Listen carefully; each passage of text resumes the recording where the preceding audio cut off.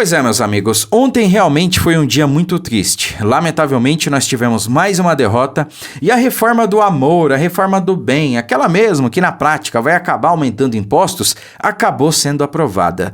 E o desgoverno não mediu esforços para atingir o seu objetivo e despejou um caminhão de dinheiro no bolso de cada deputado. Lamentavelmente, o resultado não podia ser diferente. Eu só quero ver como é que vai se comportar a turminha que fez o L quando as consequências dessa reforma do amor chegarem, baterem a porta, ou melhor, chegar na mesa do trabalhador, né, do cidadão mais pobre, quando o preço da cesta básica subir até 60%, ou talvez mais, né, segundo a Associação de Supermercados, ou então quando o desemprego aumentar assustadoramente, porque isso vai impactar diretamente no setor de serviços, né? Mas calma que nem tudo está perdido, meus amigos. Pode ser que tenha alguns pontos positivos, se assim eu posso dizer, que a gente possa extrair de toda essa situação. E eu já passo eles para vocês. Antes disso, eu gostaria de comentar a respeito de algumas coincidências cabulosas que aconteceram nos últimos dias, né? Dias que antecederam justamente a votação dessa reforma, né, na Câmara dos Deputados. A começar aqui por essa notícia, olha. Bomba, juiz vê indícios de envolvimento de Lira em fraude e mandação para o STF, né? Então, veja só, o Lira, há uns meses atrás, salvo engano, ele disse a seguinte frase, né? O governo Lula agora vai ter que caminhar com as próprias pernas, sinalizando que ele estava se afastando do governo, né? Sinalizando que agora o governo não ia conseguir aprovar nada na Câmara. E o próprio Lira disse isso, não vai passar mais nada, né? Bom, não foi o que aconteceu ontem, né? Foi aprovado na Câmara, vai ter que ser aprovado em segunda votação, vai ter que ir para o Senado, embora no Senado não vai ter nenhuma resistência, não é nenhum segredo, né?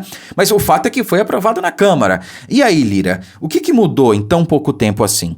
O governo não ia ter que andar com as próprias pernas? Quer dizer, você não quer que eu acredite que realmente esses bilhões de reais aí foram suficientes para convencer todos os deputados, né? Inclusive alguns de oposição a votarem nessa reforma aí, do dia para a noite, né? Você não quer subestimar a nossa inteligência, né? Bom, além disso, tá claro, né? Claro como o dia que o Lira é quem articulou para a aprovação dessa medida.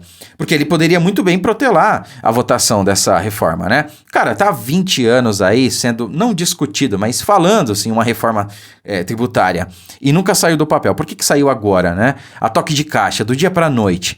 Assim, do nada. Por que, Lira? Porque ele queria, inclusive, liberar o voto eletrônico, né? Cara, é surreal. Beira o absurdo. E essa gente acha que a gente é trouxa. Não é possível. Não é possível, né? Aí nós temos essa outra notícia aqui, ó. Outra coincidência cabulosa, né? Investigação contra aliados de Arthur Lira é suspensa por Gilmar Mendes. Notícia de ontem, né? Então, primeiro nós tivemos aí uma notícia de que um juiz federal, se não me engano, lá de Alagoas, mandou o caso do Lira, o processo dele, para o STF, em razão do furo privilegiado, né? E aí, o Lira, que já tinha dito que não ia se posicionar mais a favor de articular nenhuma medida do governo, de repente muda de ideia e pauta esse negócio aí do dia para a noite, né? E aí o Gilmar Mendes vai lá e já suspende a ação contra os aliados de Arthur Lira. Cara, eu não tô querendo dizer nada aqui, mas é como eu falei, são as coincidências cabulosas, né? Quer ver outra coincidência cabulosa? Essa aqui, ó, dá uma olhada. Governo promete 6 milhões por deputado para aprovar reforma tributária, né? Então, ele já tinha destinado aí 7 milhões para cada um. E ontem prometeu destinar mais 6 milhões, totalizando aí 13, 14 milhões de reais por deputado. Somando tudo, os 513 ali, a gente tem algo em torno de 7 bilhões de reais. Então, é o governo usando o nosso dinheiro para aprovar uma medida que vai ferrar com a gente.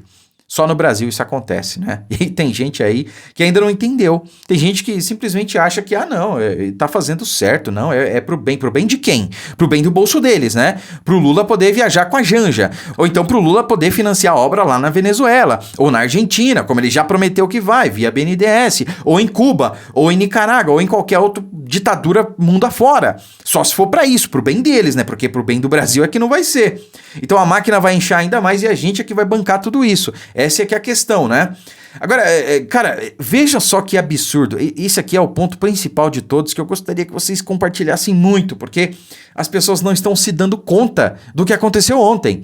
Então, a Câmara aprova o texto base da reforma tributária, né? A Câmara dos Deputados aprovou na noite de quinta, em primeiro turno, o texto base da reforma tributária enviada pelo governo federal, né? Eu falei em primeiro turno porque ainda vai ter uma votação em segundo turno, né? A votação terminou com 382 votos favoráveis e 118 contrários, né? Então, basicamente, o PL e mais alguns ali votaram contra a reforma. Na sequência, os deputados devem votar os destaques, né? Vejam só, prestem atenção nesse finzinho aqui, ó. Caso passe pela Câmara, o texto segue para apreciação do Senado Federal. E o relator da reforma, o deputado Aguinaldo Ribeiro, do PP, apresentou o texto final instantes antes do início da votação. Então veja que no dia de ontem, esse texto ele mudou várias vezes. E apenas minutos antes da votação é que o deputado Aguinaldo Ribeiro apresentou o texto base para aprovação.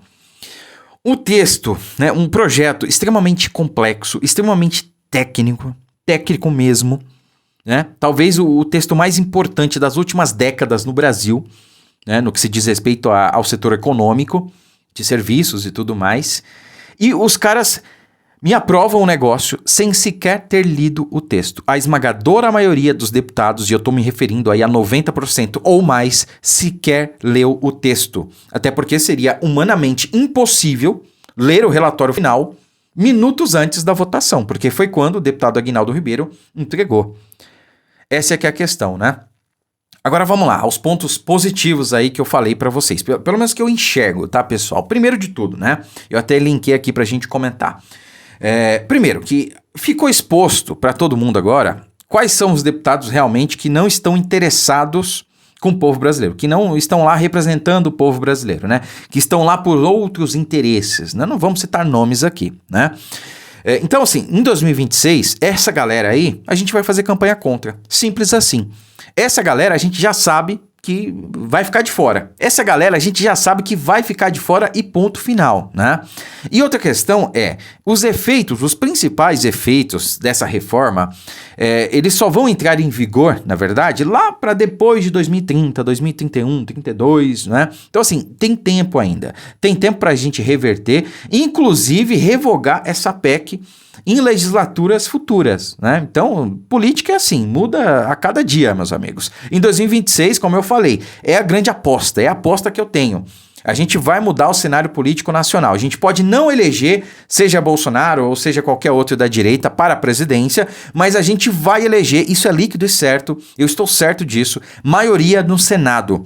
E uma grande maioria, né, ou pelo menos uma boa parcela na Câmara. E a partir daí o jogo vai mudar. A partir daí a gente pode, por exemplo, reverter esse quadro caótico que foi aprovado no dia de ontem, dentre outras medidas, né? Aprovação da PEC do voto impresso, a gente pode fazer isso, né? Tendo maioria no Senado, tendo ali uma boa base na Câmara. Em 2026, esse quadro vai se concretizar. Então, esse ano aqui, a gente vai separar o joio do trigo. Por exemplo, 118 deputados votaram contra essa matéria. Já são 118 que a gente pode considerar reelegê-los, né? Agora, outros a gente tem que fazer campanha contra. Estaremos bem mais organizados e destemidos em 2026, eu tenho certeza disso, tá? E para finalizar, mais um ponto positivo que eu separei aqui para vocês. Essa reforma, ela vai pesar principalmente no bolso do mais pobre, do trabalhador, do contribuinte, né? Então, com isso, a população que não tá nem aí para política, a população que apenas trabalha, que vive a sua vida como qualquer outro brasileiro, vai começar a entender o que está acontecendo, ou pelo menos vai perceber que esse desgoverno aí está prejudicando o trabalhador, está prejudicando o mais pobre. Então, assim, quando o preço da cesta básica começar a subir assustadoramente, essas pessoas vão se perguntar, opa, peraí, Bolsonaro não está mais na presidência, o que está acontecendo? O pacote de arroz custava 25, está 40. O que está acontecendo? Tem alguma coisa errada, né? Então eles vão começar a perceber que o problema está na esquerda, que o problema está no Lula. Ou seja, isso vai enfraquecer ainda mais a situação para o lado de lá em 2026, né? Então essa não é nem conjectura, mas é a leitura que eu faço. É claro que a gente tem que ver o lado positivo das coisas, né?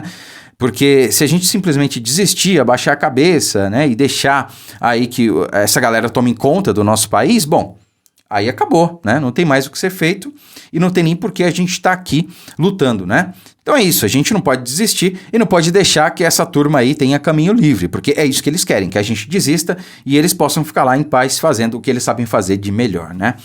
Curta, comente, compartilhe o vídeo, fiquem com Deus e até a próxima.